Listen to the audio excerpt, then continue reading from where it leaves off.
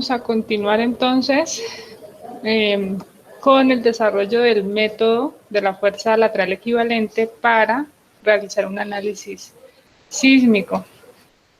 Hoy vamos a introducirnos en la parte de cómo empezar a distribuir esos cortantes de piso que hemos calculado, cortante total que se concentra en cada piso, cómo distribuirlo entre los sistemas o el sistema mejor de resistencia sísmica con el que cuenta la estructura.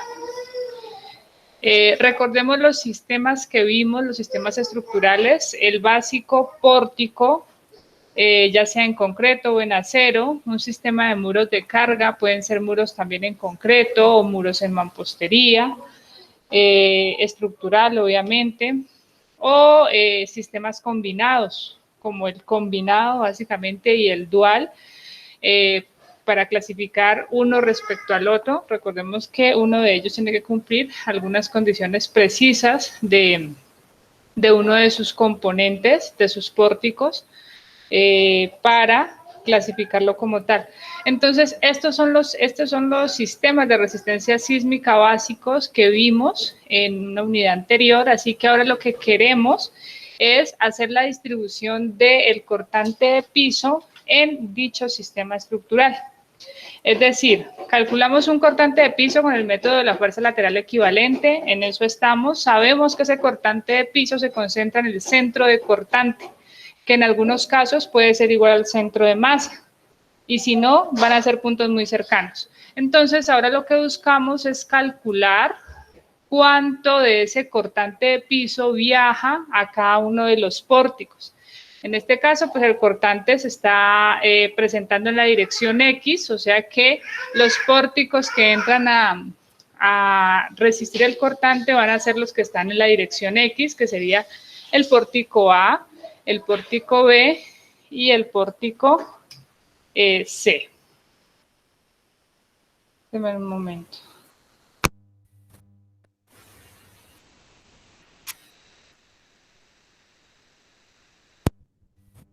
Entonces, estamos hablando de hacer la distribución en estos tres pórticos. ¿Y qué tiene que presentarnos esa distribución? Pues el cortante que estaría afectando cada uno de los pórticos. Para hacer esa distribución tenemos que considerar dos aspectos, la rigidez del diafragma y la rigidez lateral del sistema. La rigidez del diafragma es clasificar el diafragma, el sistema de entrepiso, como un diafragma rígido o como un diafragma flexible. Si es un diafragma rígido, la condición o lo que me garantiza ese diafragma rígido es que ese cortante va a ser proporcional a la rigidez lateral de cada pórtico. Si por el contrario tenemos un diafragma flexible, entonces vamos a decir que ese cortante va a ser aproximadamente proporcional a las áreas aferentes. ¿Y cuáles serían las áreas aferentes? Digamos que aquí tenemos un diafragma flexible, entonces esta sería el área aferente que viaja para el pórtico del eje A. El pórtico intermedio tiene una mayor área aferente, entonces tiene toda esta área aferente viajando al pórtico B, y el pórtico C con una área aferente menor, pues recibiría un cortante menor producto de esa aproximación por áreas aferentes. Esto cuando tenemos un diafragma flexible. Si tenemos diafragma rígido, va a ser utilizando las rigideces de pórtico que ustedes en ejercicios pasados ya tuvieron que haber calculado. La rigidez lateral del sistema la definimos como la oposición al desplazamiento lateral. Es decir, si tenemos un pórtico al que le decimos, mira, este pórtico tiene una rigidez de 1000 toneladas metro, significa que para generar un desplazamiento lateral de 1 metro, yo tengo que aplicarle al pórtico 1000 toneladas. ¿Listo? Entonces, esa es la oposición a ese desplazamiento lateral, esa es la definición de rigidez lateral. Presento el concepto para calcular la rigidez lateral de piso en función del cortante de piso y del desplazamiento relativo de piso, que es la deriva. ¿Listo? Entonces, digamos que eso es lo más cercano a cómo calcular o asociar esa rigidez lateral de piso. Y va a ser una de las propiedades que tenemos que utilizar para hacer esta distribución del cortante total de piso. Muy bien, entonces algo importante para hacer esa distribución, decíamos, la distribución se hará con la rigidez o sin la rigidez dependiendo del diafragma. Entonces, la duda es, bueno, ¿y cuándo un diafragma es flexible o cuándo un diafragma es rígido? Entonces, esa rigidez del diafragma está dada por las siguientes condiciones. Lo primero que podríamos hacer es determinar si el diafragma es flexible, que es, digamos, la opción más fácil. Visualmente, la flexibilidad del diafragma pues se va a dar por esta condición. Aquí te dice la definición. Cuando aplicas un sistema de fuerzas a tu diafragma, que viene siendo pues la fuerza sísmica o en forma de la fuerza sísmica, entonces el desplazamiento o la deflexión horizontal, el desplazamiento lateral, es más de 2 veces el promedio de sus deflexiones horizontales. O sea, este desplazamiento, esta deflexión máxima, es mayor al promedio, a un promedio de todas las deflexiones. ¿Listo? Entonces, cuando se presenta esa condición, estaríamos hablando de diafragma flexible. ¿Ok? Esto se va a presentar mucho o sin hacer ningún cálculo cuando uno no tiene una losa de entrepiso amarrando el sistema de resistencia a nivel de entrepiso, sino que tenemos un sistema de vigas suelto soportando, por ejemplo, una cubierta. Está muy cercano a comportarse como diafragma rígido, perdón, como diafragma flexible y poquito a ser rígido, o sea, cuando tenemos una cubierta. Cuando se coloca una losa, la losa al ser un elemento tan rígido axialmente, de alguna forma te va a amarrar esos desplazamientos. Sin embargo, vamos a ver que hay una situación en que puede que no sea así. Otra forma para determinar si un diafragma es flexible o no, de una forma más fácil es simplemente calculando esa deflexión horizontal en el punto medio del diafragma, ¿listo? Y se compara con el desplazamiento lateral de cada uno de los elementos verticales. Entonces buscamos el punto medio del diafragma, punto medio, miramos cuánto se desplaza aquí, cuál es esta deflexión del punto medio y la comparamos contra la deflexión en cada uno de los elementos verticales del sistema de resistencia sísmica, que en este caso serían 4 columnas. Esa es otra de las opciones. Entonces, presento primero las condiciones para clasificar o diferenciar un diafragma flexible de un diafragma rígido. El diafragma rígido, entonces, va a ser que cuando aplicamos la carga, la fuerza, todos mis puntos se van a mover, pues van a tener un mismo desplazamiento, va a haber una uniformidad en el desplazamiento, ¿listo? La condición de diafragma rígido te va a garantizar eso, que todos tus puntos van a tener proporcionalmente ese mismo desplazamiento. Cuando podemos establecer que nuestro sistema de entrepiso se comporta como diafragma rígido, las ventajas es que se va a considerar entonces que a nivel de entrepiso solamente se mueve en las 2 direcciones más grandes, es decir, en las direcciones principales. Es decir, mi sistema de entrepiso, cuando llega una fuerza en la dirección Y aquí en la pantalla, pues él se mueve en esta dirección Y. Si la fuerza llega en la dirección X, entonces él se va a mover proporcionalmente en la dirección X. ¿Okay? O sea, esos serían los posibles movimientos que va a tener un diafragma rígido. Y La otra condición es que va a ser capaz de transmitir los movimientos de cuerpo rígido sin que éste se deforme axialmente o se flexione ante cargas contenidas en su plano. Esto me garantiza entonces que las fuerzas que se desarrollan en el diafragma rígido van a ser de tipo tensión o compresión o cortante en los puntos donde se conecta el diafragma al sistema de resistencia sísmica. Entonces, estas son las condiciones. Usualmente, lo que más se usa, es decir, o lo que más se usa para clasificar si un diafragma rígido o flexible es si existe o no una losa de entrepiso.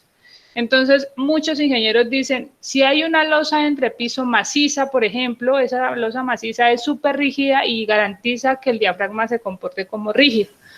Puede ser que la ligerada también. Entra en duda ya la Steel Deck, la que tiene lámina colaborante, y en muchísima duda el sistema de bloquelón. O sea, saber ese sistema que se usa tanto hoy en día, no se sabe si en realidad se comporte como diafragma rígido, porque él tiene que ser capaz de uniformizar los movimientos en el plano del entrepiso. Y eso hecho en mampostería, la forma en que se ancla, no es del todo seguro, o sea, visualmente. Este es un sistema que viene con especificaciones de fábrica y en las especificaciones se muestra cómo se debería instalar, pero si usted va y mira en una obra, realmente no hace nada de lo que está en la especificación. En las especificaciones habla de conectores con ciertas características mecánicas a ciertas distancias, en obra no se ve. Entonces, ya uno mirando esas falencias, pues cuando tenemos estos sistemas prefabricados de los que no estamos tan seguros como es su comportamiento, es mejor irnos por el lado crítico y decir eso no es rígido, es flexible. Eso es como a modo de criterio. Sin embargo, independiente de cuál sea el sistema, losa maciza, losa aligerada, sistema prefabricado, la norma en el numeral A3672 te dice, si la edificación tiene irregularidades tipo 2P y 3P, la consideración del diafragma rígido debe evaluarse cuidadosamente, aun cuando usted tenga una losa maciza, por ejemplo, de entrepiso. ¿Por qué? Porque esas irregularidades son las que estoy presentando aquí en esta ventana. Esta es la irregularidad 2P cuando tenemos un retroceso en la esquina y la 3P cuando hay una irregularidad del diafragma, un hueco en el centro o por acá estos vacíos que pueden ser de escaleras y de ascensor. Entonces, ese tipo de irregularidades puede que no te haga cumplir la condición de diafragma rígido y es que se uniformicen los desplazamientos a nivel del entrepiso. Entonces, lo que dice la norma aquí es, si tienes esa condición, si tu estructura se clasifica con alguna de estas irregularidades, tienes que evaluar muy bien que se esté cumpliendo la condición de diafragma rígido y si no, pues definitivamente tienes que colocar un diafragma flexible. Entonces, digamos, son datos que hay que darlos, así es como se maneja, así es como se debería manejar. En la práctica, realmente muchos ni miran esto, simplemente tengo una losa y ya asumimos que el diafragma es rígido, pero debería evaluarse esa condición. ¿Hasta ahí alguna pregunta?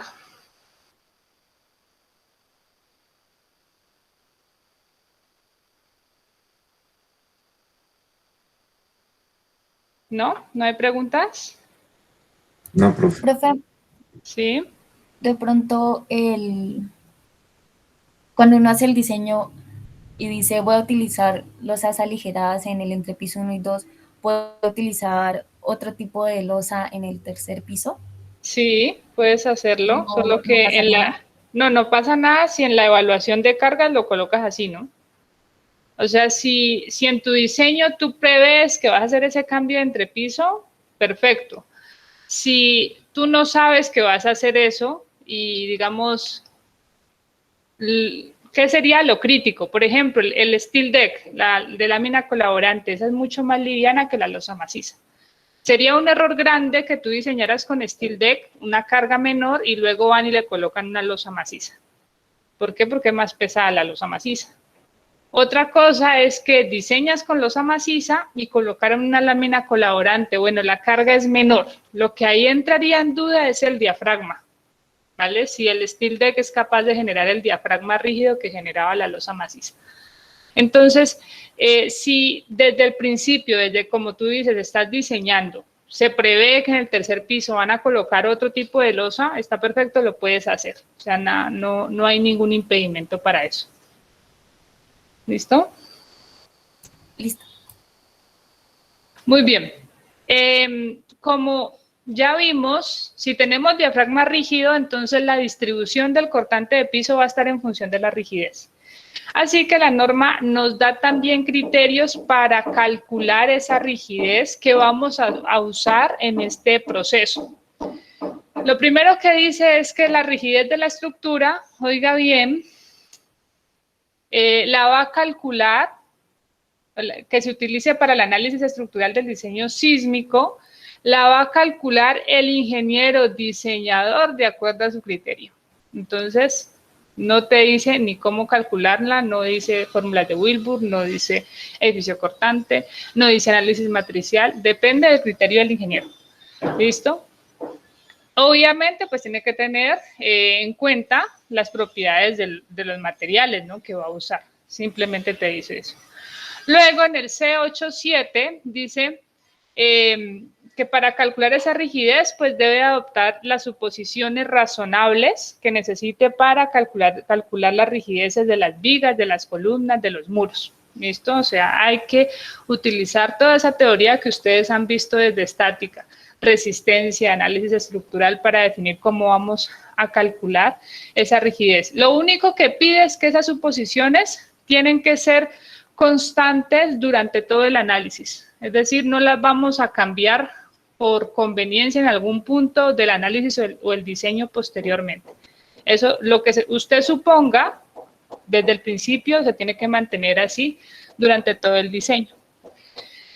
Nos dice además que las deflexiones laterales totales del sistema estructural, realizando un análisis sísmico con fuerzas laterales mayoradas, deben calcularse mediante un análisis lineal con la rigidez de los elementos que viene definida por A y B, que ya les voy a decir de qué trata eso, o bien usando un análisis más detallado que considere la rigidez reducida de todos los elementos bajo las condiciones de carga.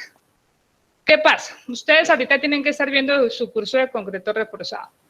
Si ustedes han sido cuidadosos y le han puesto cariño a ese curso, se han tenido que dar cuenta que nosotros no diseñamos para que los elementos no se fisuren. En realidad diseñamos una viga fisurada. ¿Listo? Uno dice ya, esta partecita del concreto se fisuró porque si es una viga con momento positivo, entonces tengo la parte inferior de la viga sometida a tracción, el concreto no funciona a tracción muy bien, así que se fisura, entonces el acero es el que queda trabajando. O sea, la viga se te fisura en la parte de abajo. ¿Listo? Si es un pórtico, entonces los momentos en la viga son mayores en la parte de arriba, así que la viga se fisura en la parte de arriba. Eso la norma lo tiene claro, porque así es como se diseña. Así es como se diseñan los elementos. Entonces te dice, cuando vas a calcular, tienes que considerar que algunas de tus secciones, no podemos decir toda la viga se va a fisurar. Ustedes eso lo han visto clarísimo, si no lo están viendo en concreto reforzado. En algunas longitudes tu elemento va a estar fisurado. O sea que tu rigidez va a ser menor, porque va a ser la rigidez con una inercia fisurada. Entonces, en resumen, porque esto es un párrafo lo que propone, lo que te dice es, te presento varias condiciones para que evalúes cómo quieres calcular la rigidez, considerando que tus elementos van a estar fisurados. Una condición es decir que las columnas van a estar menos fisuradas que las vigas. Entonces te dice, toma el 70% de la inercia bruta de la columna. ¿Listo? Entonces, si esta es mi columna, es más fácil verlo en viga. Digamos, si esta es mi viga, y esta viga está así simplemente apoyada, recordemos que el diagrama de momento es este, entonces por aquí tengo mi momento máximo, sin duda por aquí esta viga va a estar fisurada en esta parte central. ¿Cuánto? Eso lo calculan ustedes, es lo que ven en su curso de concreto. Está fisurada. Entonces esta viga tenía una sección de 25 por 30, o sea, sin fisurarse, esa sería la inercia bruta de la viga. Luego dices, bueno, en realidad cuando ya esté trabajando en su límite, ella va a estar fisurada, o sea que pierdo un poco de concreto por acá, el eje neutro se sube. ¿Listo? Por aquí solamente queda el acerito, trabajando a tracción. Entonces tienes aquí una inercia fisurada. ¿Qué es lo que te dice la norma? La puedes tomar en distintos porcentajes. Si las columnas están menos fisuradas que las vigas, entonces asumes que las columnas tienen un 70% de la sección, mientras las vigas tienen un 35%, mucho más fisuradas.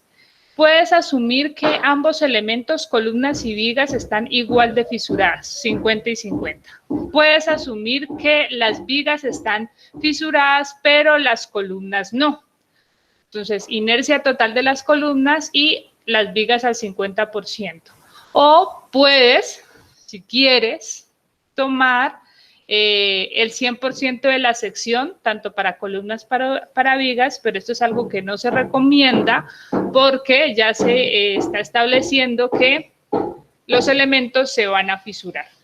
¿Esa parte está clara?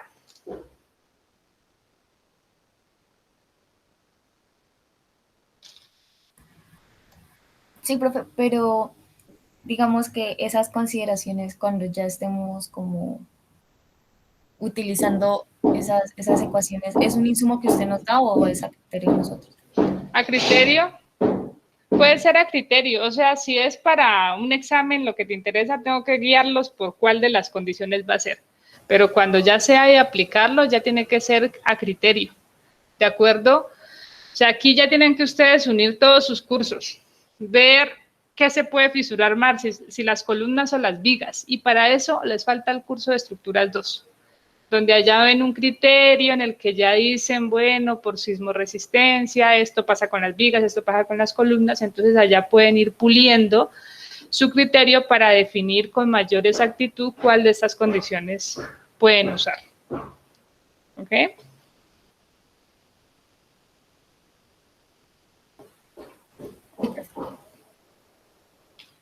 Muy bien.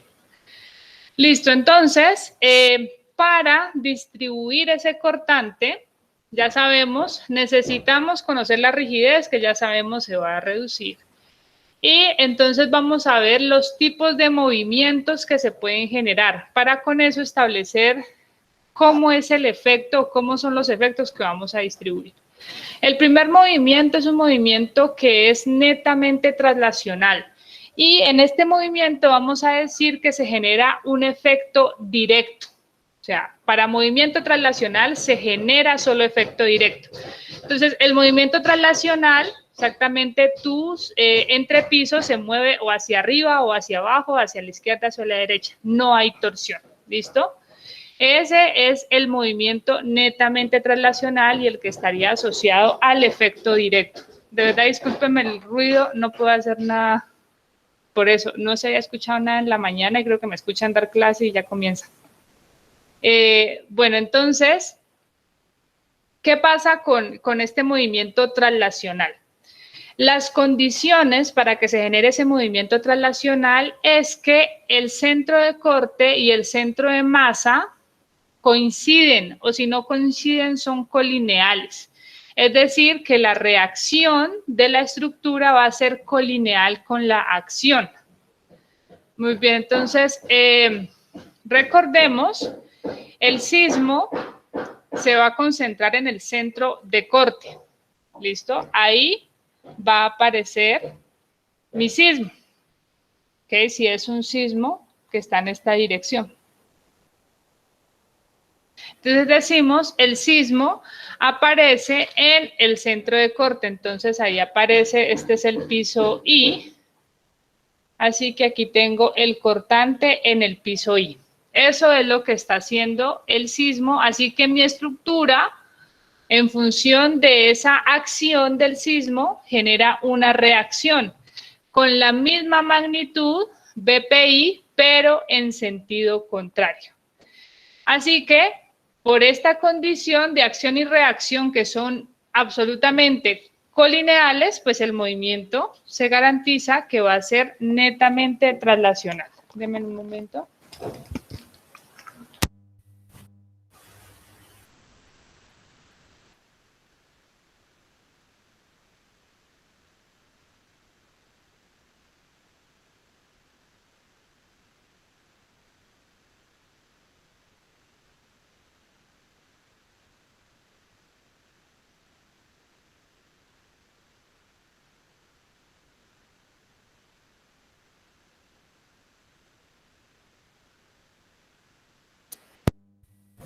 Entonces, producto de esta acción del sismo, pues mi diafragma se va a mover, va a tener un desplazamiento netamente traslacional y lo que me condiciona a que si yo quiero determinar cuál es el cortante en cada uno de los pórticos, este es el pórtico del eje 1, este es el pórtico del eje 2 y este es el pórtico del eje 3, pues los cortantes, me quedó como maluco eso allá, permítame, borro estas, mejor abajo. Pórtico del eje 1, 2 y 3. Muy bien, entonces lo que voy a buscar es decir, si el movimiento es netamente traslacional, cuánto de ese movimiento viaja al pórtico 1, cuánto al pórtico 2, cuánto al pórtico 3. ¿Listo? A ese efecto le vamos a llamar el efecto directo o el cortante directo. ¿Ok? Ese cortante directo, entonces, lo vamos a calcular para cada uno de los pórticos. Cortante directo del pórtico 3 en el piso I, cortante directo del pórtico 2 en el piso I y cortante directo del pórtico 1 en el piso I. ¿Listo? Ese sería el efecto directo que va a estar o tiene que estar relacionada con el movimiento traslacional de la estructura y considerando que tenemos un diafragma rígido, vamos a decir que va a estar proporcional o que va a ser proporcional a la rigidez.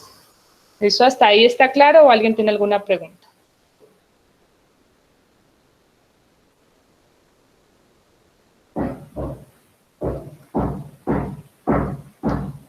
¿Está claro? Sí, profe. Muy bien, entonces, el cortante directo lo vamos a asociar a ese efecto directo. Si tenemos diafragma rígido, entonces vamos a decir que está en función de la rigidez de cada pórtico. ¿Listo?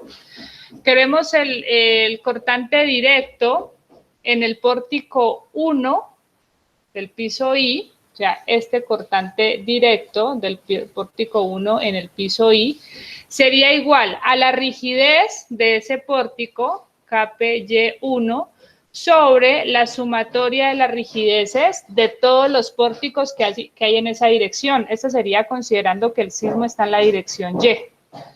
Esto entonces, sobre KPY1 más KPY2 y más KPY3. Es un porcentaje lo que se saca ahí. O sea que el pórtico que sea más rígido va a tomar mayor cortante. Lo multiplicamos por el cortante en el piso. Donde el cortante en el piso, asumiendo que estamos calculando la respuesta de la estructura, pues este sería mi cortante BPI concentrado en el centro de rigidez, donde la estructura está respondiendo. Si quiero el cortante en el pórtico 2 del piso I, sería la rigidez de piso del pórtico del eje 2 sobre la sumatoria de las rigideces de piso en esa dirección. O sea, KPY1 más KPY2 y más KPY3. 3 por el cortante en el piso I. ¿Listo? Así calcularíamos este cortante directo en el pórtico 2 del piso I.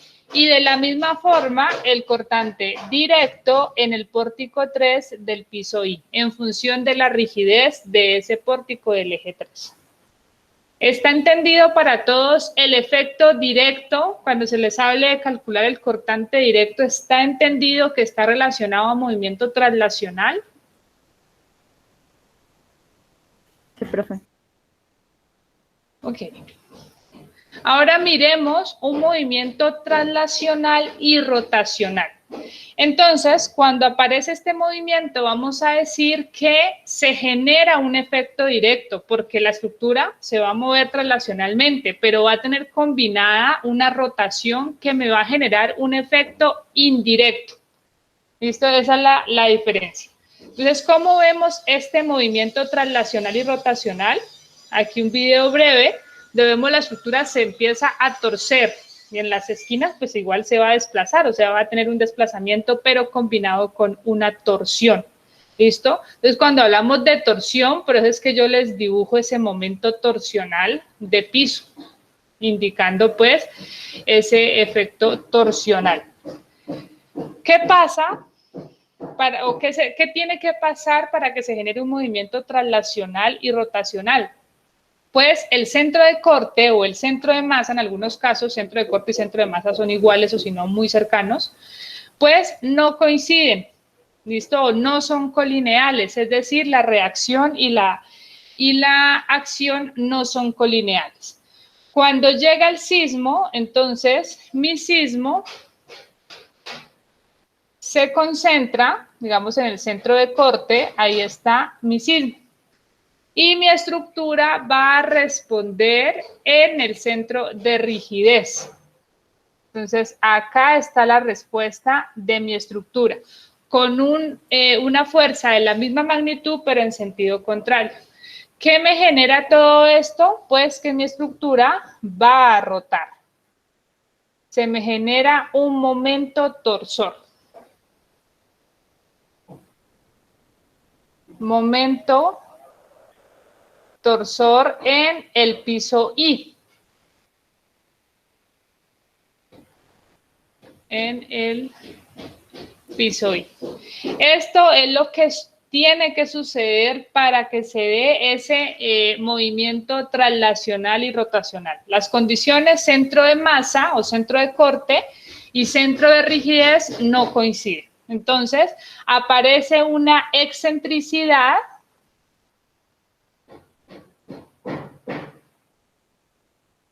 con la que decimos que este momento torsor sería igual al cortante de piso BPI por esa excentricidad.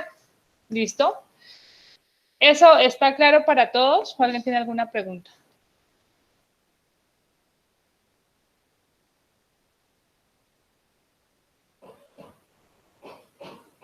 No, profe.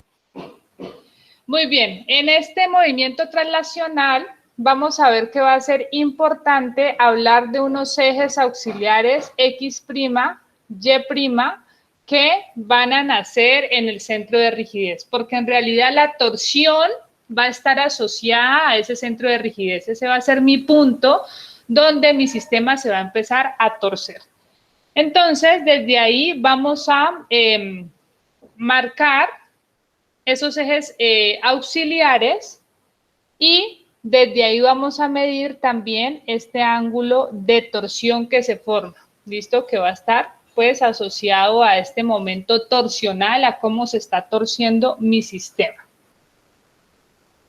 Ok, entonces decíamos, este es un movimiento traslacional y rotacional, o sea, hay traslación. Si hay traslación, hay efecto directo. Y el efecto directo, una vez más, cuando tenemos diafragma rígido, está en función de las rigideces de los pórticos, como vimos en el caso pasado. Entonces, en este movimiento hay cortante directo. Y ahora aparece el cortante indirecto, ¿listo? Que va a estar en función de la rigidez torsional de piso. ese cortante indirecto lo vamos a calcular en función de lo que gire mi estructura, ¿listo? Por la rigidez de cada pórtico, ¿ok? Esta torsión va a estar ligada a, o sea, cuando haya torsión, cuando exista torsión en mi entrepiso, cuando esto se tuerza aquí, pues se van a mover todos los pórticos. Se va a mover este pórtico, se mueve este pórtico, incluso los pórticos en la otra dirección. Para ustedes es claro que se mueven todos los pórticos cuando hay movimiento rotacional. Sí, profe. Ok, entonces, cuando vamos a calcular este cortante indirecto, vamos a ver que tenemos que utilizar las rigideces de los pórticos en la dirección Y y también en la dirección X, porque todos van a participar. Algo importante por establecer es que en alguna literatura, por ejemplo, este valor absoluto no va, este X' está asociado a la distancia, de una vez lo marco aquí ya que está todo dibujadito. X' es la distancia de cada pórtico hasta el eje auxiliar, ¿listo? Entonces, si estamos con el pórtico KPY1, pues X' va a ser toda esta distancia, ¿listo? Para el pórtico 1. Si vamos con el pórtico 2, entonces X' va a ser esta distancia.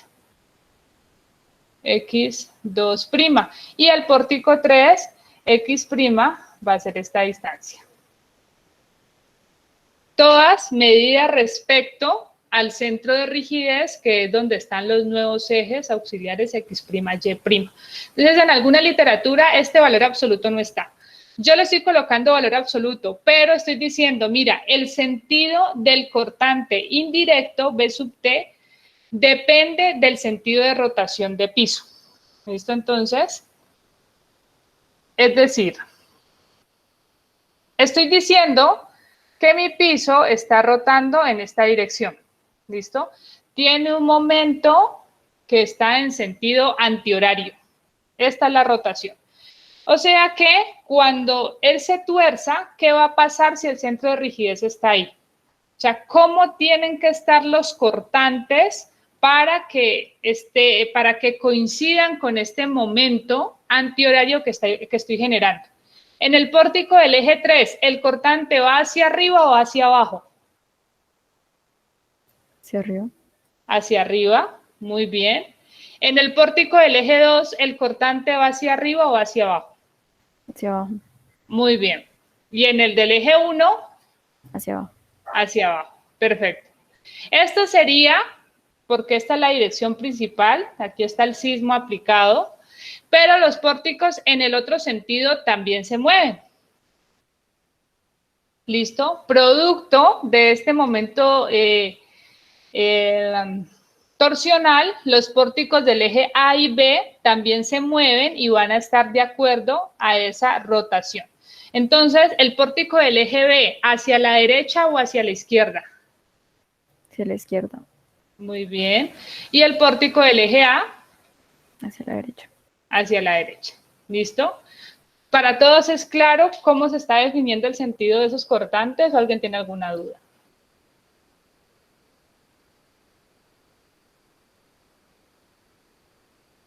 Muy bien.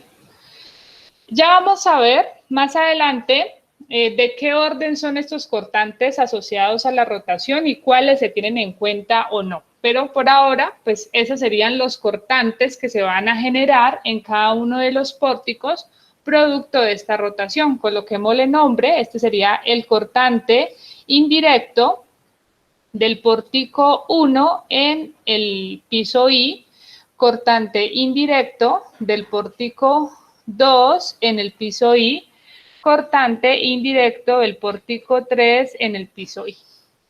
Como el sismo lo estoy colocando, o sea que él está aquí con el 100%, todo el sismo aplicado en esta dirección, estos de acá existen, pero van a ser pequeños. Van a ser muy pequeños. Entonces, como son tan pequeños, cuando el sismo está en esta dirección, no se consideran, o sea, no se le suman al otro, en el otro sentido. Eso lo vamos a ver ya con más claridad en un ejemplo cuando ya veamos la estructura.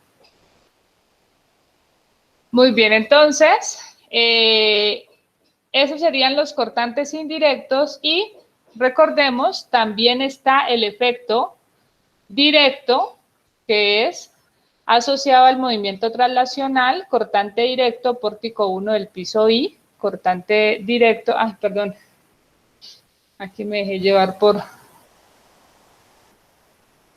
Conviene a veces colocarlos en la dirección del sismo, o sea, como para saber cuáles cuáles se suman en cada eje. Entonces, estoy colocando el sismo en esta dirección, pues digo, el cortante directo va a ir en esa dirección, todo en esa dirección, está asociado a un movimiento netamente traslacional. Entonces, aquí sería el cortante directo, pórtico 3, piso 1, cortante directo, pórtico 2, piso I, cortante directo, pórtico 1, piso I. ¿Listo? Así que esos serían los cortantes que hay que calcular en cada uno de los pórticos.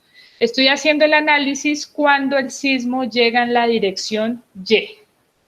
Cuando llega en la dirección X, el análisis es similar, simplemente hay que colocar el 100% del sismo en esta dirección. Okay. Profe, ese cortante directo siempre va en la dirección del sismo.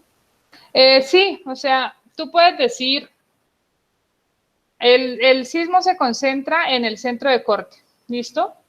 Y la respuesta está en el centro de rigidez. Entonces tú puedes decir, no, pues, para algunas personas es más fácil asimilar que la estructura es la que responde con rigidez. Entonces dicen, bueno, el cortante directo va en dirección a la respuesta de la estructura. Y eso está bien. Solamente que el sismo no va a estar en esta dirección, o sea, el sismo es así, hacia arriba o hacia abajo, porque es un movimiento oscilatorio. Entonces, en algún momento tus cortantes van a estar hacia arriba, en otro momento van a estar hacia abajo. Ah, ok. Muy bien. Bueno, entonces, de ese movimiento rotacional, perdón, me vuelvo por acá, decíamos, este cortante directo depende de el ángulo de rotación θ de la rigidez de cada uno de los pórticos, que esto lo conocemos, de la distancia de cada pórtico hasta el eje X', también se puede medir porque ya conocemos la posición del centro de rigidez, y lo único que no sabemos es este ángulo de rotación, cómo calcularlo. Entonces, para eso utilizamos el concepto de rigidez torsional. Se define como rigidez torsional el momento torsor que hay que aplicarle al piso para que se genere un giro unitario de un radián. Ahí está mal escrito radián, qué pena. Entonces, esa rigidez torsional la designamos con la letra S, va a ser el momento entre el giro.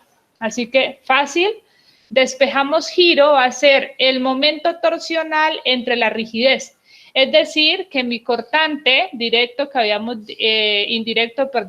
dicho es igual al ángulo de rotación por la rigidez de cada pórtico hasta su distancia, hasta el eje X', pues reemplazo el término del ángulo de rotación y ya me queda el cortante directo en función del momento torsor que se genera,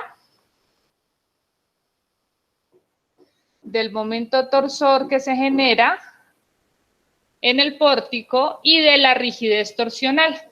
Esa rigidez torsional, en el concepto de rigidez que yo les di en clases pasadas, colocando allá unos resortes, se puede demostrar, y ahí está la demostración, que es igual, miren, es la rigidez tanto para X como para Y, pórticos en X, pórticos en Y.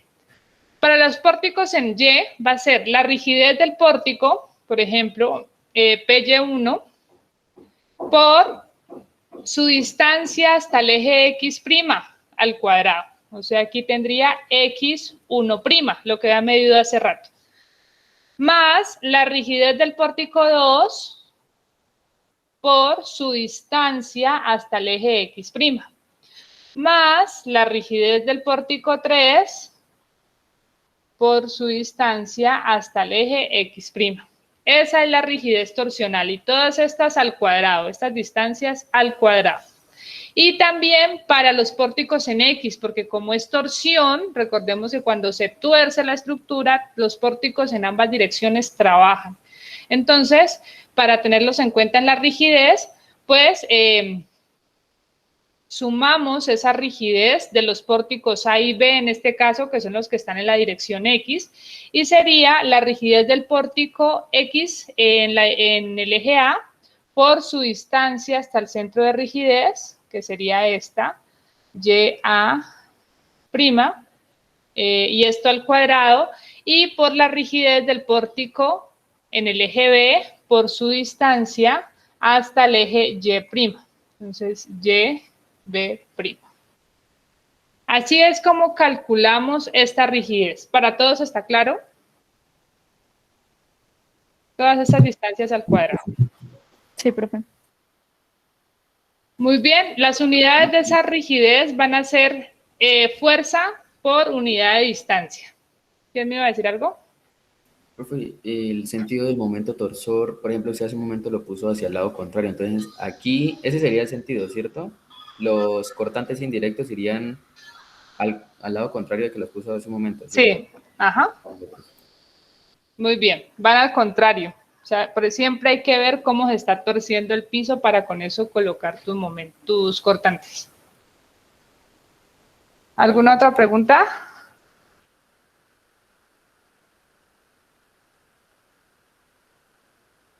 Muy bien. ¿Qué pasa? Que este no es el único caso en el que se genera torsión. ¿Listo? O sea, cuando el centro de rigidez y el centro de masa o centro de corte no coinciden, no es el único caso para que se genere torsión. Para eso, la norma nos establece en el A367 cómo se tiene que calcular la torsión de piso. ¿Cuál es el momento torsor con el que vamos a diseñar? Entonces te dice, mira, debes considerar la torsión debida a la no coincidencia entre el centro de masa y el centro de rigidez, lo que acabamos de ver. Pero también debes considerar una torsión accidental. Y esa torsión accidental está dada por la incertidumbre en la ubicación del centro de masa. Eso se los había mencionado previamente.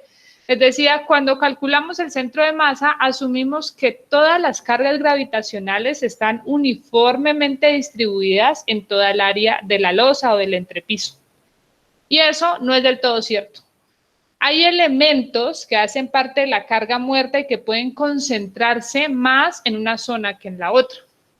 Entonces, los muros son unos de esos elementos. Pueden estar más densos en una parte de la losa que en otra, y eso me genera diferencias en la localización verdadera de ese centro de masa.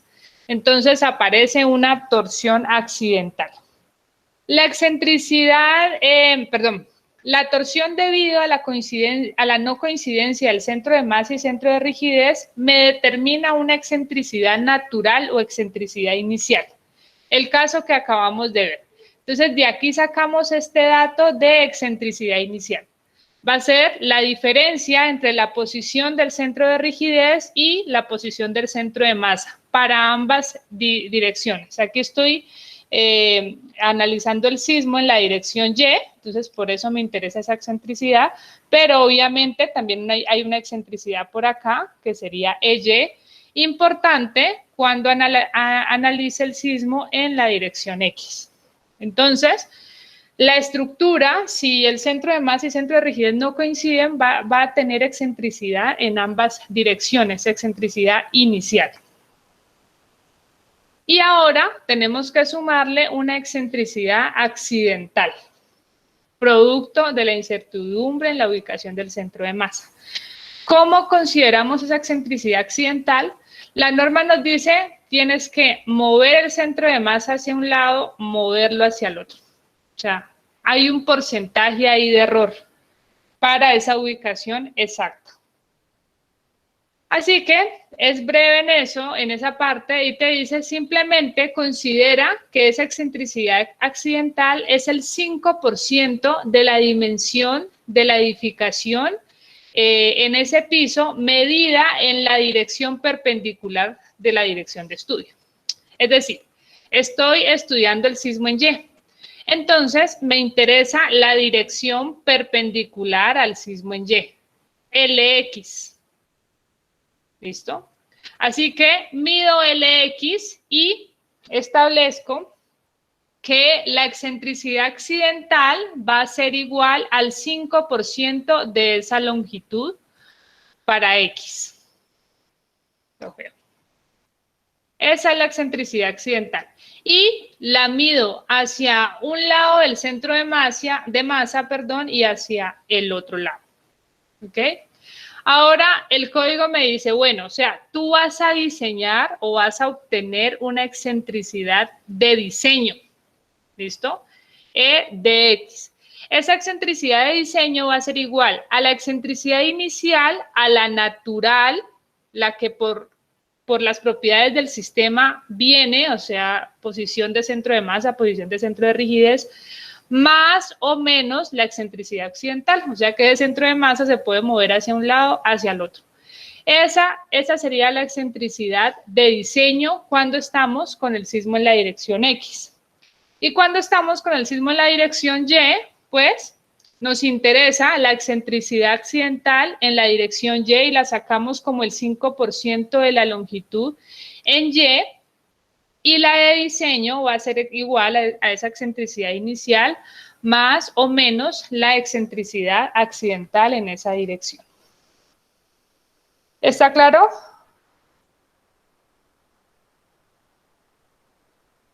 Sí, profe. Ahorita me pongo esto enfrente porque no se ve bien.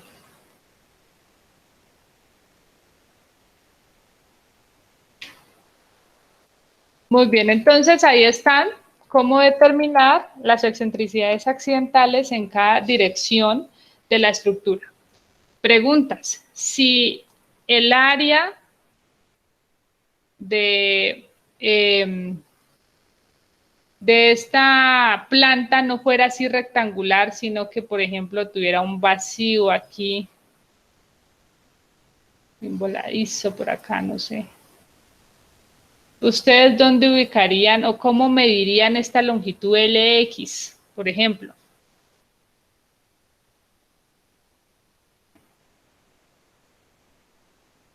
Si acá tuvieras, di tú 15 metros y por aquí este vacío mide 3 metros, exagerado.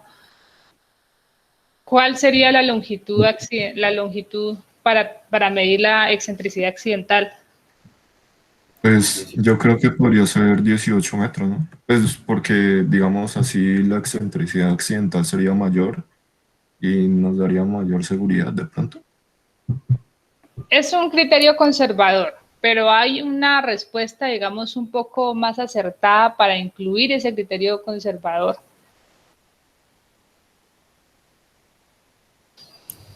Profe, si se le suma ese pedacito, el vertical. ¿Cómo así el vertical? ¿Este? Sí. No, la longitud tiene que ser netamente perpendicular a la dirección del sismo. A ver, les ayudo. Miren, ¿dónde está el centro de masa? Justo por aquí. Por un eje pasa el centro de masa. Entonces, lo que me dice la norma es, asume que ese centro de masa se te mueve para un lado o se te mueve para el otro. Así que es importante conocer esa posición del centro de masa y hacer definir esa longitud para calcular la excentricidad en ese eje por donde pasa el centro de masa, porque lo estamos moviendo en una sola dirección, ¿vale? O sea, cuando el sismo está en Y, lo movemos hacia un lado, hacia el otro, en la dirección X, no nos movemos nada para Y. Entonces es importante conocer, es como ese plano donde está el centro de masa. ¿Está claro? Entonces siempre va a ser el que está pasando por el centro de masa. No necesariamente. Pues aquí le estoy dibujando. ¿Cómo? No te escuché la última parte. Si la longitud X va a ser la que se mide sobre una línea que esté pasando en el. Sí, es mejor. O sea, esta sería la recomendación. ¿Vale? Y sí, profe, si hubiera un vacío Si hubiera un vacío aquí, en todo el centro de masa. que el centro de masa coincida con un vacío. Igual, o sea, mira que el centro de masa es un punto imaginario, entonces te mueves hacia un lado, hacia el otro, de una línea que va pasando justo por donde está el centro de masa. Ok. Profe, pero se quitaría la distancia que hay de ese vacío. Se quitaría la distancia que hay de ese vacío. No, no, aquí no, porque pues, o sea, a ver, aquí lo que estamos buscando es que se genere un momento torsional, ¿no? Tu centro de masa en realidad está ubicado en un punto donde no hay masa. ¿Ok? Te está dando ahí porque, digamos, la estructura es así, o sea, que sea muy simétrica y con un huequito exactamente simétrico por acá, entonces el centro de masa te va a dar ahí. Entonces, ubicas un plano de donde está ubicado el centro de masa y es la misma condición, mueves el centro de masa hacia un lado y hacia el otro de ese plano. ¿Sí? Solo es aplicar la misma condición, o sea, ubicarte donde está el centro de masa, trazas una línea imaginaria y dices, me voy a mover hacia un lado, hacia el otro. Ya. Vale, este no es tan crítico, o sea, los más críticos son estos donde hay retrocesos en las esquinas, porque uno tiende, pues, y un retroceso muy, muy, muy crítico, como una L, por ejemplo. Entonces, donde tú tengas como incertidumbre en decir si tomas toda esta longitud o tomas solamente esta. Entonces, eso dependerá de dónde esté ubicado ese centro de masa. Esto es algo muy crítico y realmente en la práctica, cuando se tienen estructuras así, lo que uno hace es dilatarlas, porque no funcionan bien. O sea, una L, un edificio en L no funciona muy bien, entonces tiene muchos problemas de torsión, precisamente. Así que en la práctica lo que se hace es dilatarlo y dejar dos rectángulos unidos, dilatados en ese punto donde está la L. Muy bien. Dicho lo anterior, o sea, estableciendo que hay dos formas para que se genere torsión en la estructura, entonces vamos a establecer cómo se calcula la torsión de diseño. Torsión de diseño en la estructura. En el A3673 de la NSR 10 se establece que el momento torsional de diseño en cualquier nivel de la estructura se obtiene como la suma de las torsiones de diseño de todos los niveles localizados por encima del nivel de estudio. Es decir, estoy en el nivel 3, entonces en el nivel 3 se me está generando este momento torsional, que va a ser producto de la fuerza en ese nivel, de la fuerza sísmica por la excentricidad de diseño en ese nivel. Listo. Muy bien. En el nivel 2 sería la torsión que hay en este nivel 2 más la torsión que viene de arriba, porque te dice el nivel de estudio y los pisos localizados por encima del nivel de estudio. Entonces, se van acumulando. De modo que en el primer piso voy a tener los máximos efectos de torsión, porque se van a acumular todos los efectos de los entrepisos. O sea, va a ser la torsión del piso 1, producto de la fuerza sísmica en ese piso por la excentricidad de diseño, más la torsión en el piso 2 y más la torsión en el piso 3. Entonces, siempre vamos a tener, al igual que el mayor cortante de piso, en el piso 1 vamos a tener los mayores efectos de torsión en el piso 1. Por eso es que es tan importante proteger las columnas en primer piso. Eso ustedes lo van a ver en estructuras 2, que usted las puede calcular y les dice, mire, esto necesita poquito acero. No, la norma te dice, colócale tanto acero a las columnas del primer piso porque pues son las que van a sufrir y las que más van a sufrir. Y son las últimas que deberían fallar. ¿vale? O que deberían generarse, plastificarse en el momento de que se genere el mecanismo de falla. Si tu estructura vino y se plastificó, cuando digo se plastificó es que ya no recibe más carga, sino que empieza solamente a deformarse, a deteriorarse. Y si tu estructura se plastifica primero en todas las columnas de la base, se fue al suelo y esto acá arriba te quedó entero. ¿Listo? Entonces, ese es un mecanismo que no se puede por nada del mundo generarse.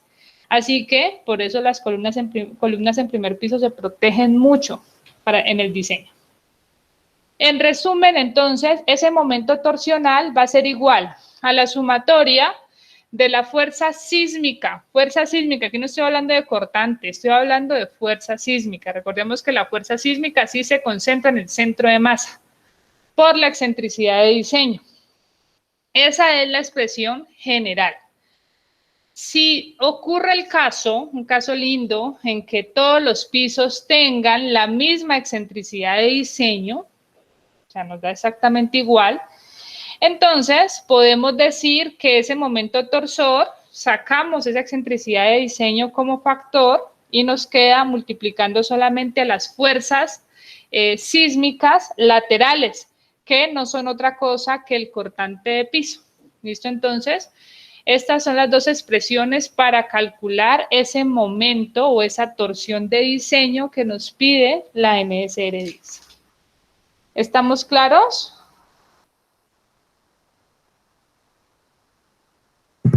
Sí, profe. Disculpe, tenía una pregunta. Al fin, entonces, ¿cuál longitud es la que se escoge en el ejemplo anterior que nos ponía? ¿En cuál? En ese, donde hay un vacío, en el de 3 y 15.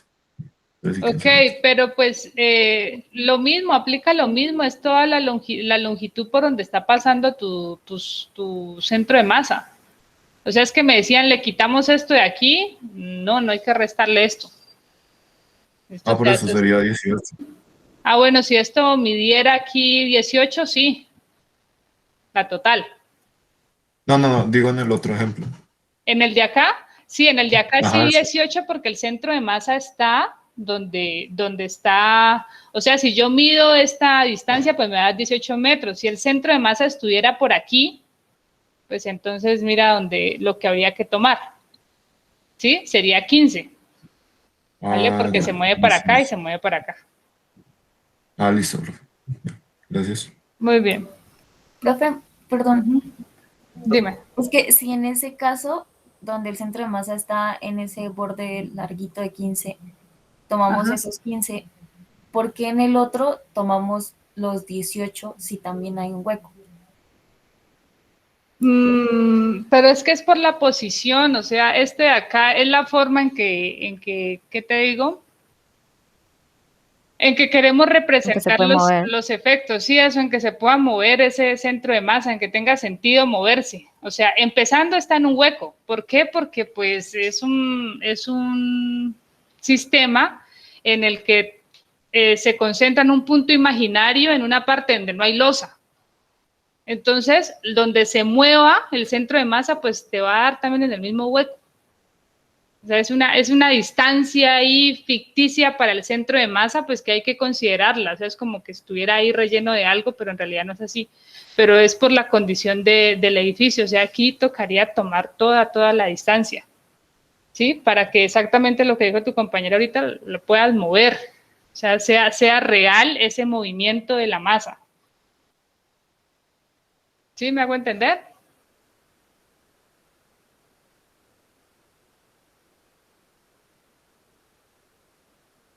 Sí, profe. Ok. A ver, creo que aquí ya. Ah, listo.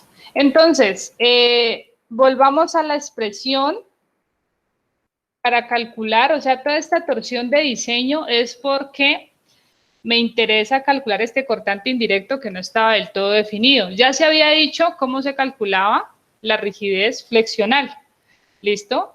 que está en función de la rigidez de cada pórtico por la distancia que hay de cada pórtico en cada dirección hasta el eje auxiliar X', Y'. Y el momento torsional de diseño ya lo acabamos de definir, ya sea que las excentricidades de diseño coincidan o no en cada uno de los pisos. Si coinciden, pues va a ser igual a la excentricidad de diseño por el cortante de piso. Entonces, está todo definido para calcular ese cortante indirecto, el que está debido a la torsión. Y este sería finalmente el cortante de diseño, el que tiene sentido calcular porque ya viene con las excentricidades accidentales, producto de establecer que el centro de masa tiene una incertidumbre en su ubicación. ¿Preguntas hasta ahí?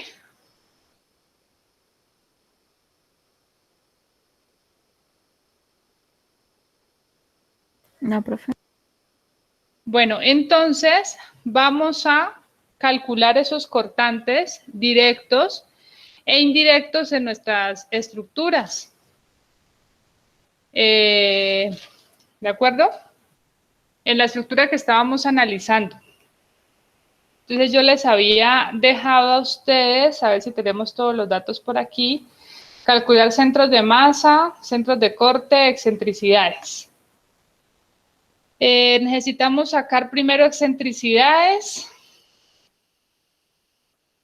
que es el dato bueno, no, la ubicación del centro también, centro de rigidez, ya lo teníamos por aquí.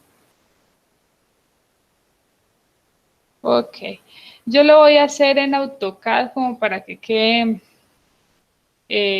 para dibujar con mayor sentido, porque a veces se me va.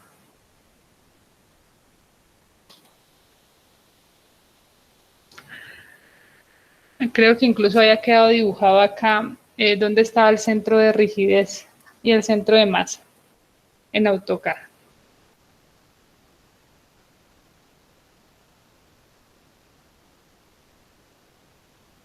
Ahí está.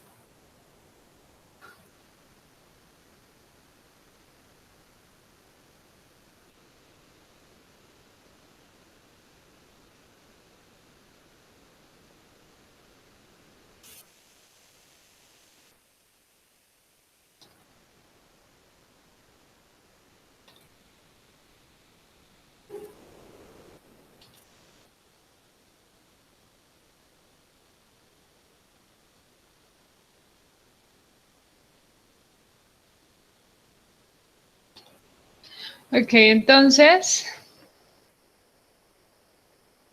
yo en la clase pasada les había dibujado la posición del centro de rigidez, ¿cierto? Ah, no, fue en otro ejemplo. Vamos a dibujarla para esta estructura. A dibujar exactamente los puntos del centro. Voy a borrar acá cosas que no me interesan. Bueno, los ejes sí me interesan un poquito.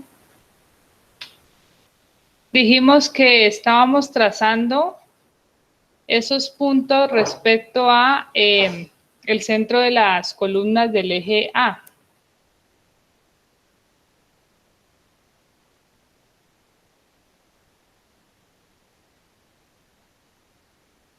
Ok, entonces, nivel 255 metros tienen el mismo centro de rigidez, obviamente.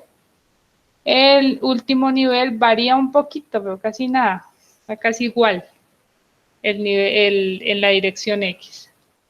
Entonces voy a medir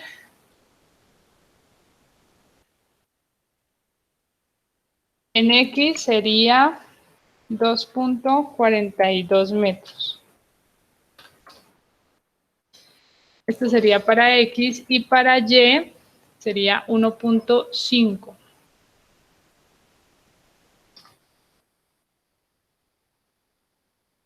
Aquí está el centro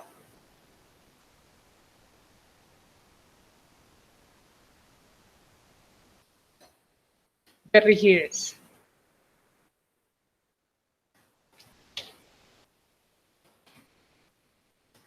Y el centro de masa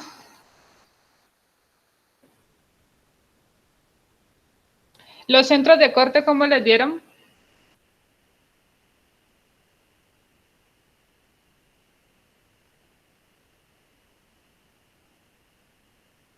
En el primer piso, en X, 2.46 y en Y, 1.58. 2.46 y 1.58.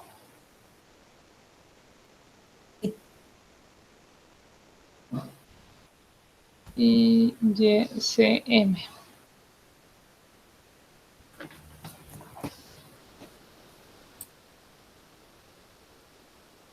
Pues pero a mí me dieron en X la misma de centro de masa para los centros de corte. A mí también 2.45 en los 3 pisos y Ujú. el Y se varía. Ok, entonces hay que corregir, hay que verificarlo. A mí también me parecería que debe dar como igual. Entonces 2.45 y 1.85. 1.57. 1.57. Ujú. Entonces XCC 2.45 y YCC 1. Perdón, 57. Sí, profe. 47. Ah, sí, 57. Ok. En el segundo nivel igual. 2.45 y X. 1.46. Alex. Ese es nivel 5. XCC 2.46 y Y. No, porque 2.45 y 1.46. Ah, ya. Muy bien. Y en el último, 2.45, 0.65. Sí. muy bien.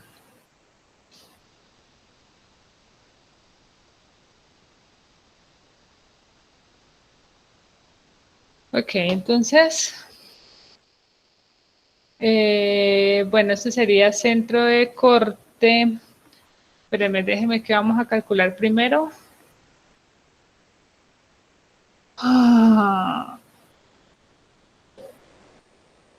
Ok, necesitamos centro de masa. Vamos a volvernos acá un momentico.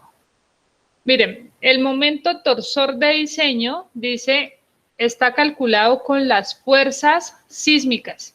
Recordemos que decíamos, en el centro de masa se asume concentrada la fuerza sísmica. En el centro de corte se asume concentrado el cortante de piso.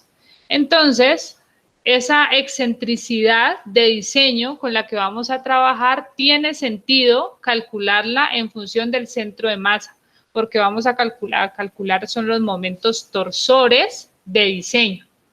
Y estos van a estar utilizando las fuerzas sísmicas, no los cortantes. ¿Eso está claro? Sí, profe. Perfecto. Entonces, voy a ubicar centro de masa, 245, este era igual. En los dos pisos, o sea, esto nada, está igualito. Y 1,85. Obviamente tienes más excentricidad en la otra dirección. En la dirección Y tiene más excentricidad.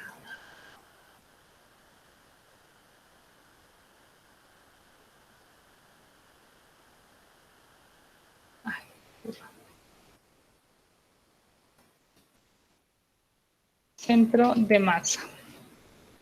Entonces voy a dibujar un puntico aquí para que se vea esto diferente.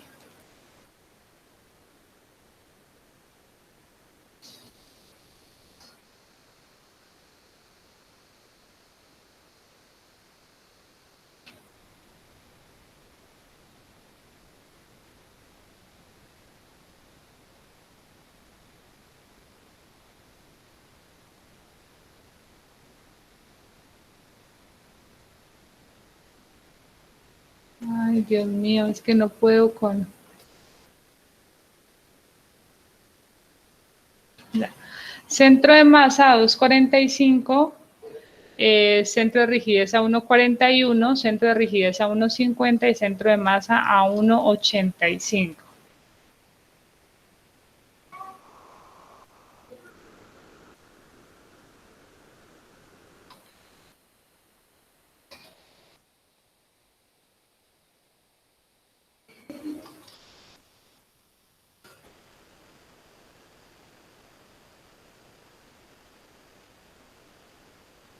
Listo, perfecto.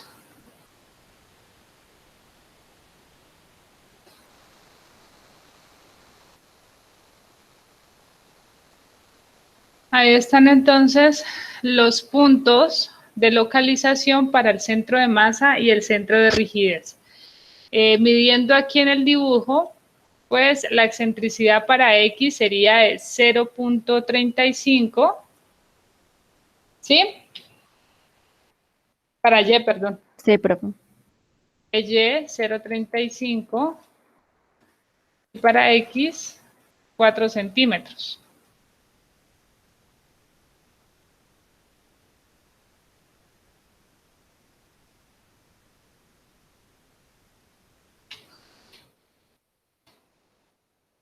Ay, Dios, X. Listo, entonces esas son las excentricidades. Muy bien, ahí tenemos lo que pasa en el nivel 250 y en el nivel 5 metros. Falta el de la cubierta. Que permítame.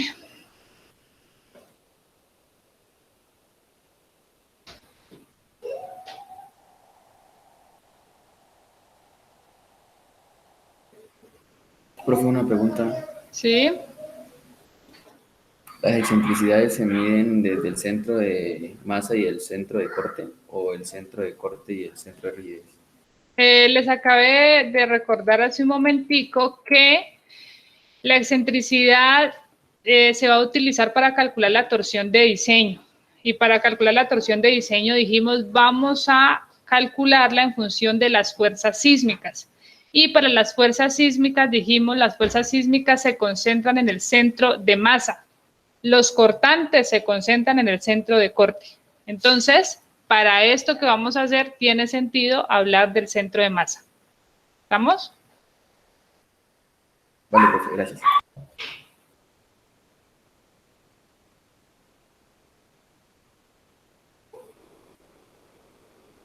Voy a borrar un poquito todo esto de acá.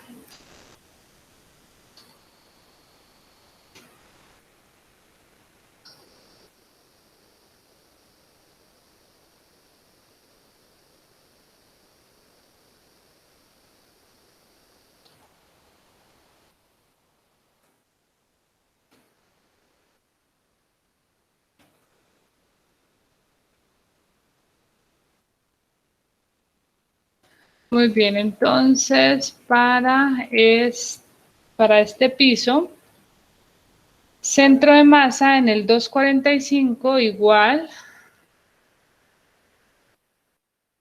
y en Y 0,65.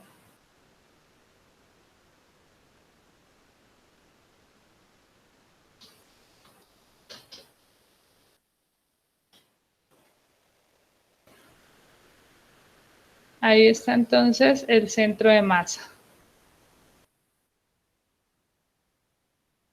¿Listo? Se bajó evidentemente porque tenemos acá esta cubierta con un voladizo súper grande para el lado de abajo. Y el centro de rigidez se mantiene en 1,5, perdón, en 2,45 y 1,5, igual, un poquito más.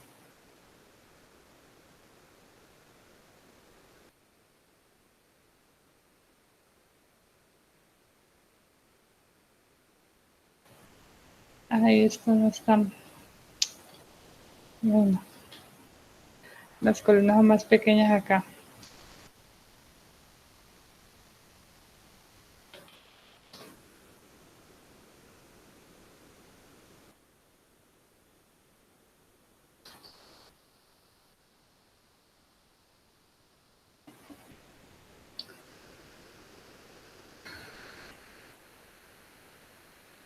Las columnas aquí en el dibujo las tengo más pequeñas en el último nivel.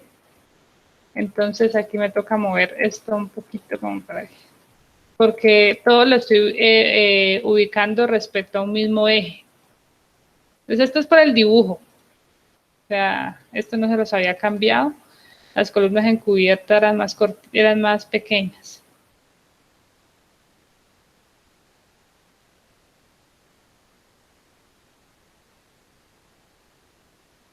Listo. Y centro de corte. Centro de corte. Centro de rigidez 2,45.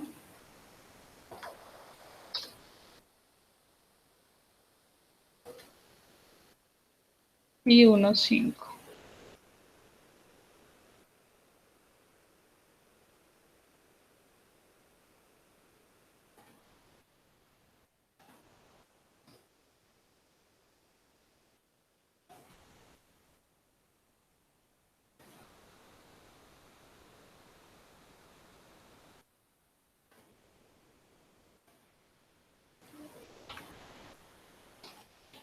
Listo. Entonces acá tengo una excentricidad. Aquí no hay excentricidad. ¿En qué dirección no hay excentricidad?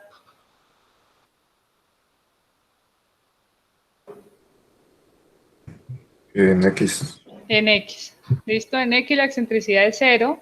En Y la excentricidad sería de 0,67. Perdón, ¿qué fue que hice?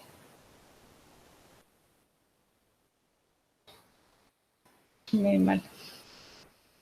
En Y la excentricidad sería de 0,82. Y, esa es la excentricidad inicial. ¿Listo? Entonces ahí están los datos que tenemos para calcular entonces esos momentos torsores, y con esos momentos torsores calculamos los cortantes indirectos. Los cortantes directos no pasa nada, solamente dependen de la rigidez de cada pórtico y en cada piso. Entonces hagamos un ejemplo, yo voy a hacerlo para el tercer piso y ustedes lo van a hacer para los otros pisos. Lo van a completar. Entonces vamos a calcular cortante directo.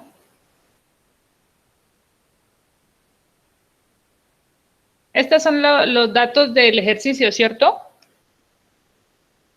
¿O estos me los inventé? Sí, profe. ¿Sí son? Listo. Entonces tenemos como datos el cortante en el tercer piso es de 107,9. Entonces voy a calcular cortantes.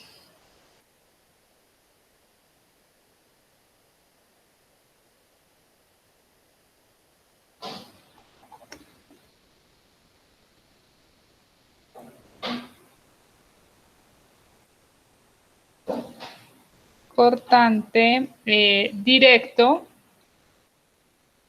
en el piso 3.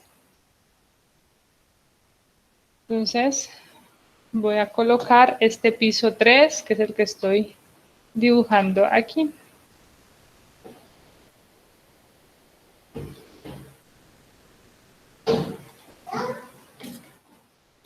Mientras hago esto, voy a ampliar esta pantalla.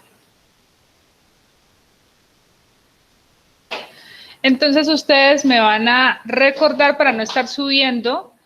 Vamos a trabajar con el sismo en la dirección Y.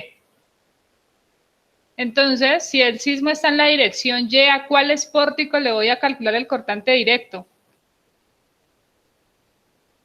Al A, lado B, B y C. Muy bien. A, B y C. Entonces, por favor, la rigidez del pórtico del eje A en el nivel 3, rigidez del pórtico del eje B en el nivel 3 y la rigidez del pórtico del eje C en el nivel 3.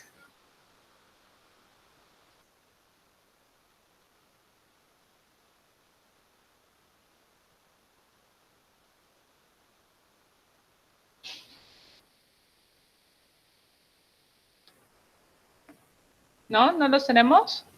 Que no quería era subir acá y emborrachar. Sí, profe. Ah, 8094. El de A y No, en C. el No, mentira, nivel 3. 3870. Listo. Ah, ese pórtico del eje B no existe. Entonces solamente es A y C 3870. Ajá. Este aquí no existe. Voy a poner, este no existe. Entonces, solamente es pórtico del eje A y pórtico del eje C. ¿Qué? Mi amor. 3800, ¿qué? 70.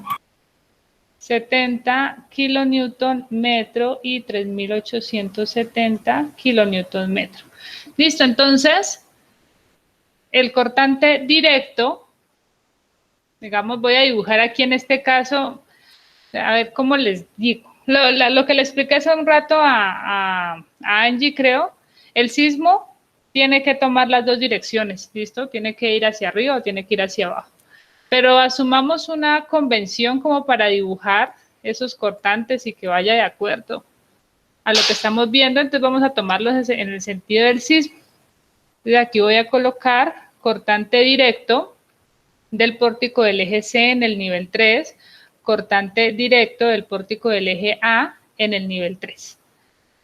Entonces, esos cortantes serían ¿de cuánto? En función de esas rigideces.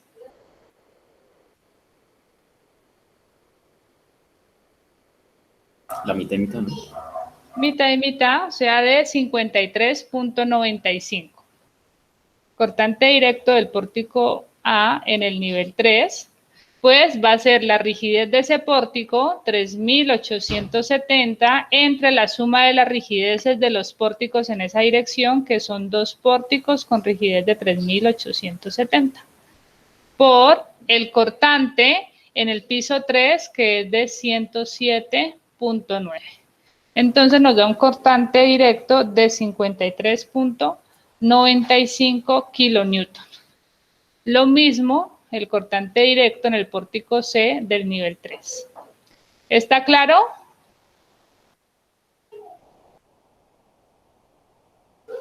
sí, profe. Perfecto. Ese es el fácil. Entonces ahora vamos con el cortante indirecto. Entonces, para ese cortante indirecto necesitamos calcular el momento torsor, necesitamos calcular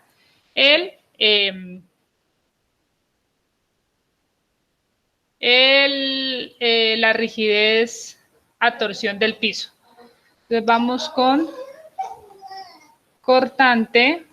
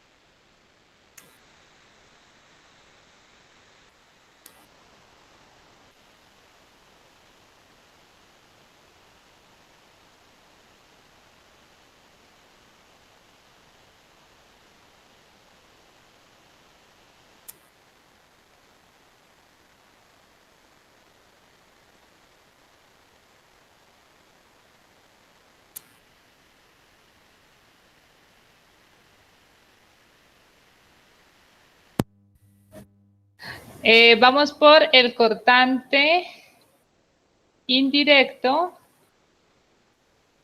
en el piso 3. Entonces, decíamos, ese cortante indirecto, B sub T, es igual al momento torsor sobre la rigidez flexional S por la rigidez de cada pórtico por la distancia hasta el eje o el brazo hasta el eje X'. ¿Listo?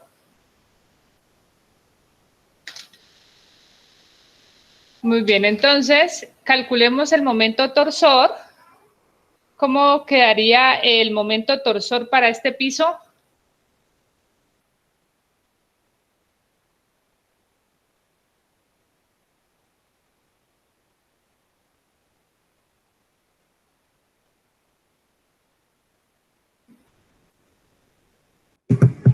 El cortante piso por La fuerza. no, Cortante no, ¿no? La fuerza.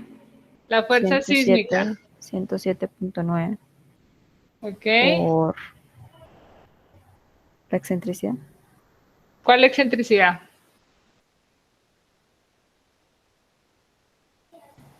La Y. O cero. Cero. Cero. ¿Está claro para todos que es cero?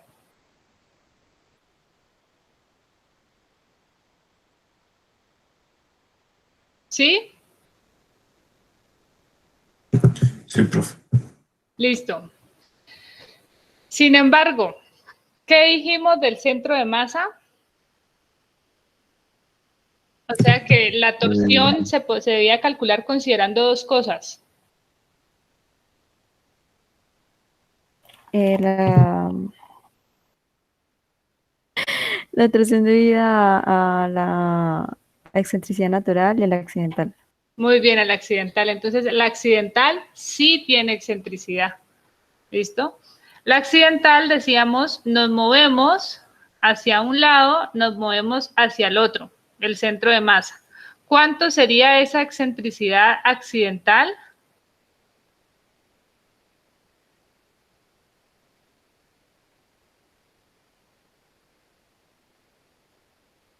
¿El 5% de cuánto? De 5, ¿no? 5,40, creo que mide eso, ¿no? ¿5.2? ¿No es 5.2? Ahora vamos a estar seguros. 5,40. ¿Listo? Entonces, excentricidad accidental es igual a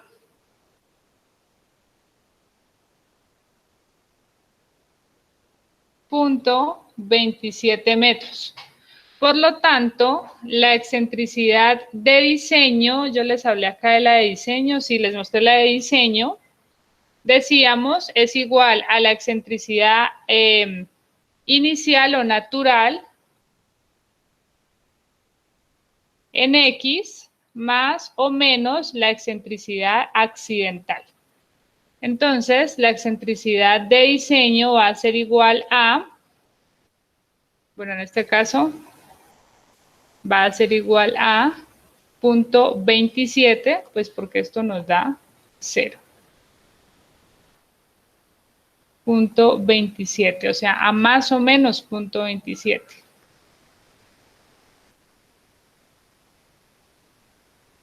¿Listo? ¿Está claro? Sí, profe. Sí, profe. Y entonces recordemos que el momento torsor, decía, va a ser con la excentricidad de diseño.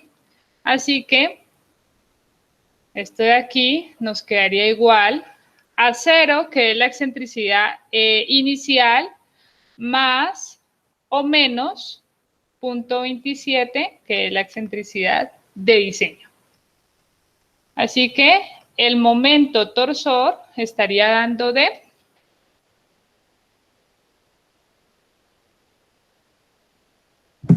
Más o menos 29.13.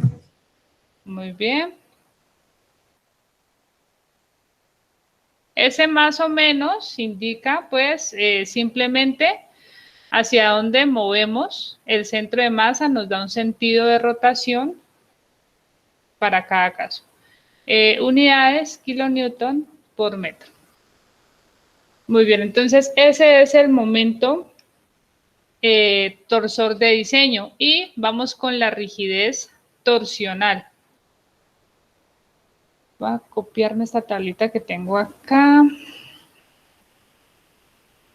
Estamos solamente con pórtico A y C, entonces me interesa solo esto.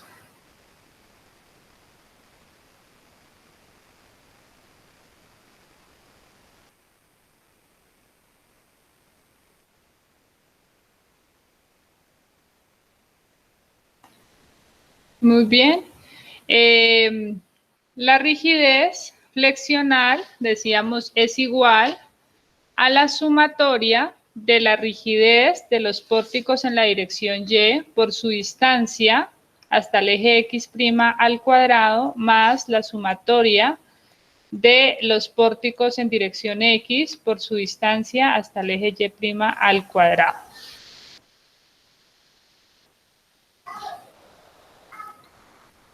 Muy bien, esa es la forma de calcular entonces la rigidez flexional. Entonces miremos cuánto nos daría. Pórticos en la dirección Y serían, me faltaron los otros. Estamos en el tercer piso, entonces vamos con esta rigidez. Sería igual a 3.870 por la distancia hasta el eje X'. Entonces, X', eje que sale del centro de rigidez. ¿Cuál sería esa distancia? 2.35. 45. Sí, es. Por 2.45 al cuadrado. Más la rigidez del otro pórtico del eje C, que sería la misma rigidez, 3.870 por la distancia, que ¿cuánto sería? 2.55. 2.55 menos. También, ¿no? 2.45.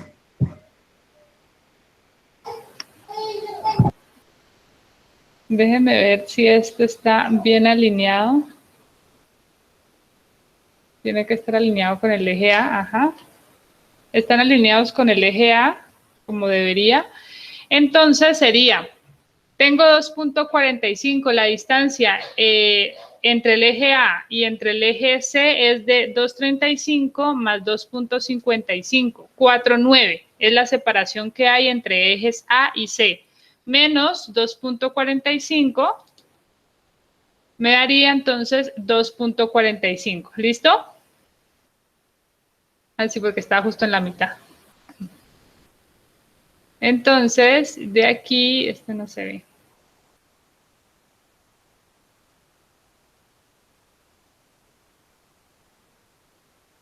También 2.45 por 2.45 al cuadrado. Esta sería para los pórticos en el eje Y. Vamos a sumar los pórticos en el eje X. Los pórticos en el eje X son el 1 y el 2. La rigidez es de 5.105.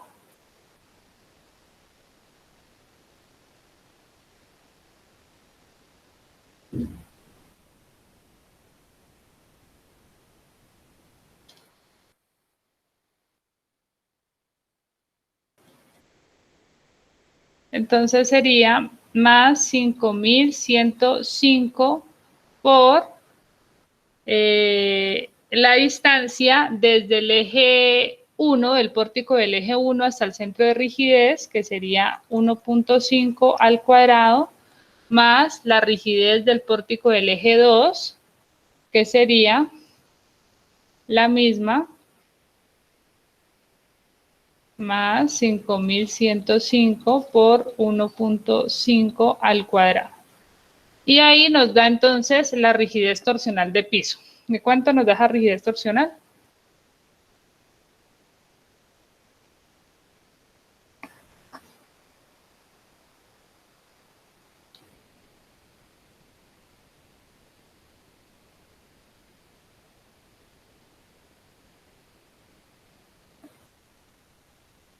Me dio 69.432.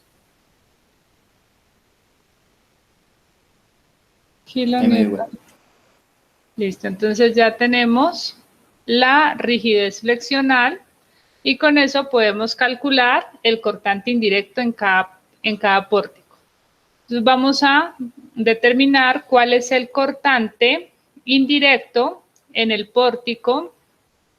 Primero fijemos, bueno, depende de cuál excentricidad vamos a utilizar. Digamos que nos movemos primero hacia la izquierda.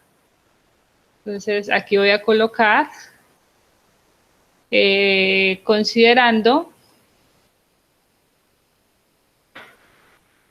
la excentricidad de diseño igual a menos 0.27. O sea, me muevo hacia la izquierda.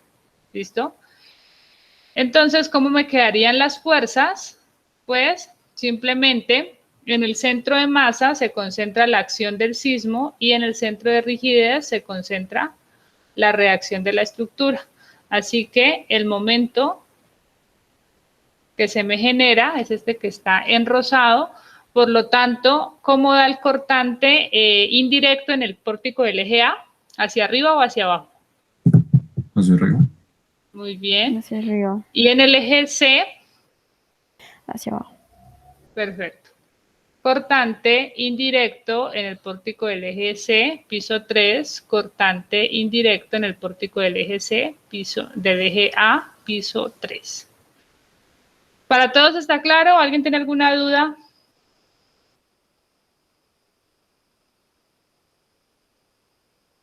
¿Para todos está claro? Porque uno hacia arriba, otro hacia abajo. Ok. Entonces, miremos cuánto sería el cortante indirecto en el pórtico del eje A, piso 3. No le voy a colocar signo porque acá ya le coloqué sentido. Entonces, no le voy a colocar eso. Ya están los sentidos dibujados ahí en la planta.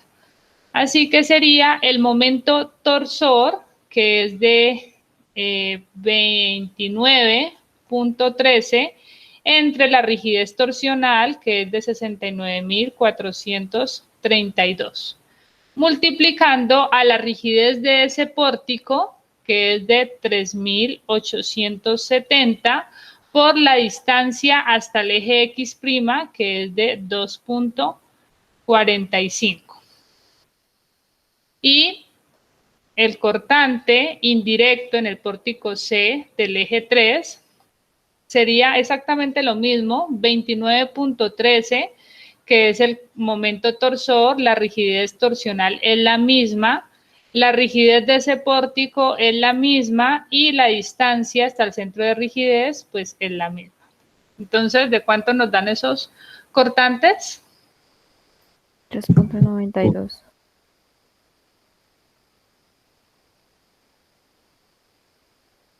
Muy bien. ¿Estamos claros? ¿A todos les dio igual?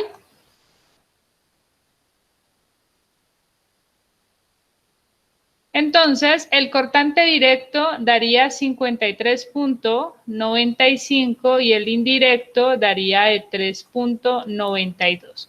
En este pórtico del eje C se restan y en el pórtico del eje A se suman.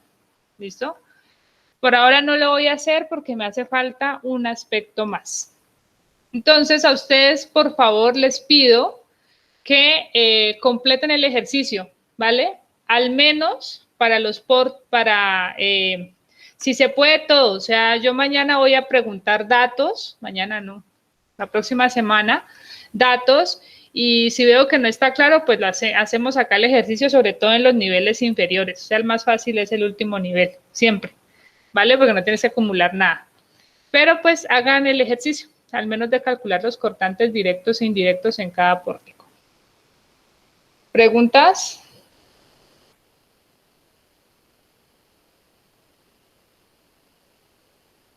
No, profe.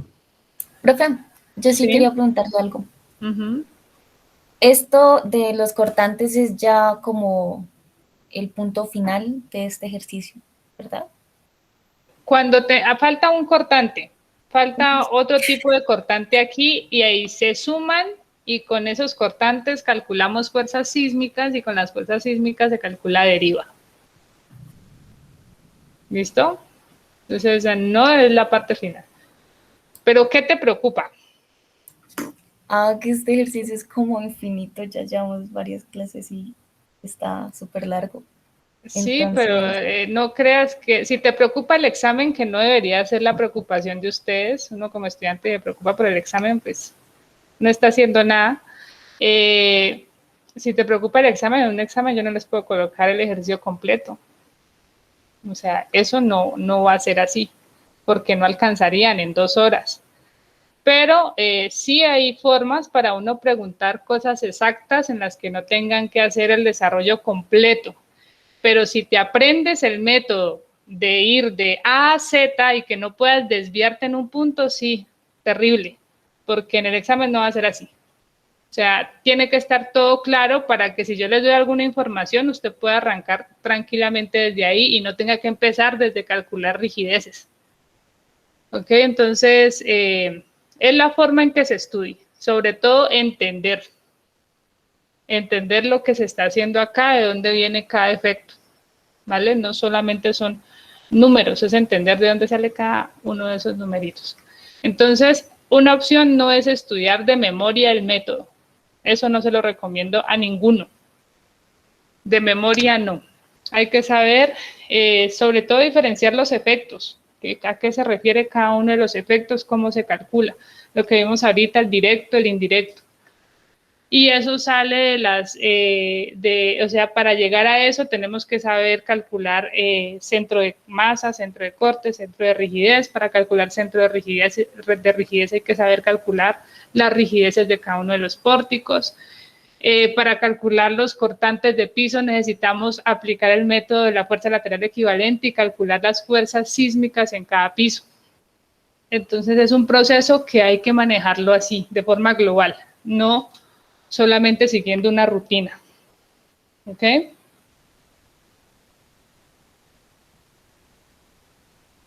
Bueno, profe. Muy bien. Esto no entra en el segundo parcial, ¿no? Esto es para el examen final. Entonces, nos vemos el lunes. Por favor, lo completan y el lunes aclaramos dudas si es que no nos coinciden los resultados de esos cortantes. Nos falta un efecto más por considerar, pero eso lo completamos el lunes. Entonces, terminamos por hoy. Si no hay preguntas, muchas gracias. Gracias, profe. Sí. ¿Será que le puedo preguntar ahorita pues, para contarle una parte? Sí, claro. Ya nos vamos. Chao. Hasta luego.